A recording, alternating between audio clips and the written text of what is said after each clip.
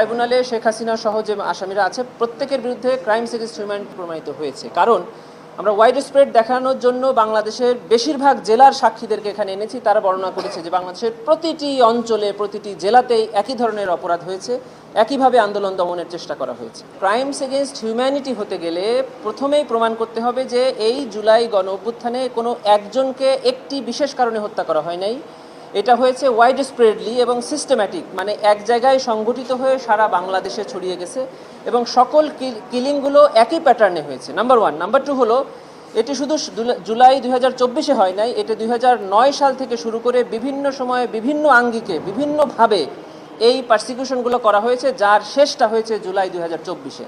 সেজন্য ওনারা বর্ণনা করবেন যে 2009 থেকে কিভাবে এই সরকার কর্তৃক নিপীড়নগুলো পরিচালিত হয়েছে এবং তারই ফলশ্রুতিতে জুলাই 2024 হয়েছে। এ কারণে ওনাদের সাক্ষ্য এবং নাহিদ ইসলাম বিশেষ করে, যিনি এই আন্দোলনের একদম প্রথম সারির নেতা ছিলেন, যার নেতৃত্বে প্রত্যেকটি কর্মসূচি ঘোষিত হয়েছিল, কেন উনি এই ধরনের পদক্ষেপ নিয়েছিলেন, কি কি সমস্যার সম্মুখীন উনি হয়েছেন, কি কি পদক্ষেপ উনি নিতে গিয়ে বাধার সম্মুখীন হয়েছে, এগুলোর বর্ণনা দিবেন এবং এটাই এই মামলার অন্যতম গুরুত্বপূর্ণ সাক্ষী, যেটাকে আমরা বলি স্টার উইটনেস হিসাবে বিবেচিত হবে। আমরা মনে করি প্রসিকিউশনের পক্ষ থেকে যে এই পর্যন্ত যে 45 জন সাক্ষী ট্রাইব্যুনালে উপস্থাপিত হয়েছে বা যে কয়জন সাক্ষী আমরা সামনে আরও দেওয়ার জন্য প্রস্তুত আছি, এর মাধ্যমে ট্রাইব্যুনালে শেখ হাসিনা সহ যে আসামিরা আছে প্রত্যেকের বিরুদ্ধে ক্রাইমস এগেইনস্ট হিউম্যানিটি প্রমাণিত হয়েছে। কারণ আমরা ওয়াইড স্প্রেড দেখানোর জন্য বাংলাদেশের বেশিরভাগ জেলার সাক্ষীদেরকে এখানে এনেছি। তারা বর্ণনা করেছে যে বাংলাদেশের প্রতিটি অঞ্চলে প্রতিটি জেলাতেই একই ধরনের অপরাধ হয়েছে, একইভাবে আন্দোলন দমনের চেষ্টা করা হয়েছে